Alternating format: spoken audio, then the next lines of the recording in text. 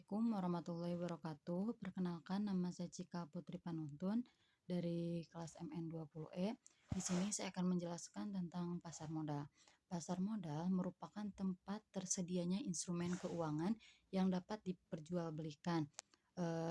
Gimana interaksi penjual dan pembeli dengan orang yang membutuhkan dana dan orang yang menginvestasikan dananya pada perusahaan yang terdaftar pada pasar modal di Indonesia yang disebut dengan Bursa Efek Indonesia.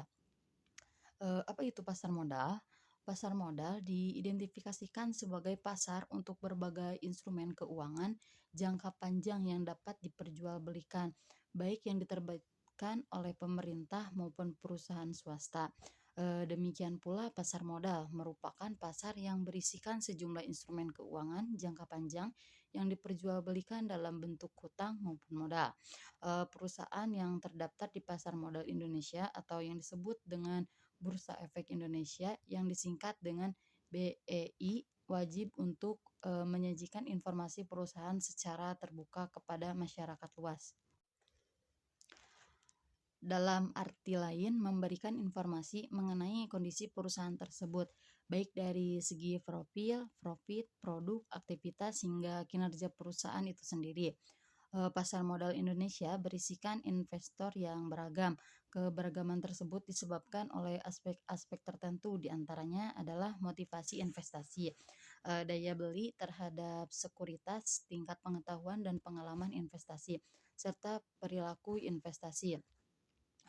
Terdapat dua tipe investasi dalam mencerna suatu informasi di pasar modal, yaitu informasi investor dalam uniformat investor. Pasar modal Indonesia sangat menuntut para investor untuk cepat bereaksi terhadap perubahan informasi. Informasi yang tersedia di pasar modal dapat menggambarkan harga saham suatu perusahaan, sehingga dibutuhkan pula kemampuan dan kepekaan terhadap perubahan informasi agar dapat mengambil keputusan yang tepat dalam berinvestasi di pasar modal. Sejarah pasar modal dalam buku Efek Tengich yang dikeluarkan Vereniging Voorden pada tahun 1939, transaksi efek telah berlangsung sejak tahun 1880. Pada tahun 1878 terbentuk perusahaan untuk perdagangan komunikasi dan sekuritas, yakni Develop and Co. Cikal bakal PT Perdana.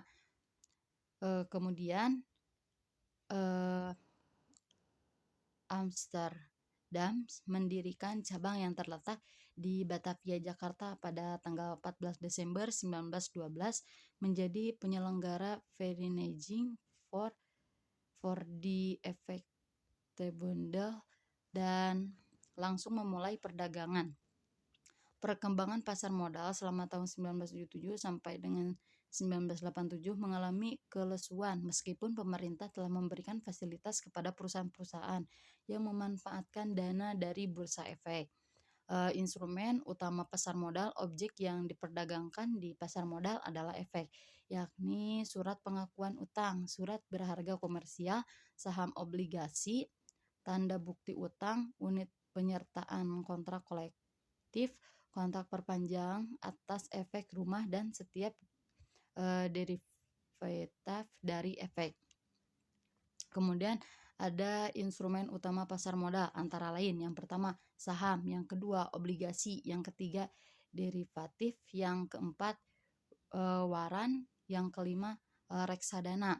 Fungsi pasar modal secara umum adalah yang pertama sebagai sarana penambah modal bagi usaha, yang kedua sebagai sarana pemerataan pendapatan, yang ketiga sebagai sarana peningkatan kapasitas produksi, yang keempat sebagai sarana penciptaan tenaga kerja, yang kelima sebagai sarana peningkatan pendapatan negara, yang keenam sebagai indikator perekonomian negara.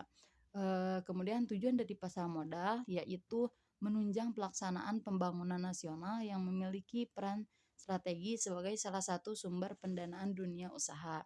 Mungkin hanya itu yang dapat saya sampaikan, kurang lebihnya mohon maaf. Wassalamualaikum warahmatullahi wabarakatuh.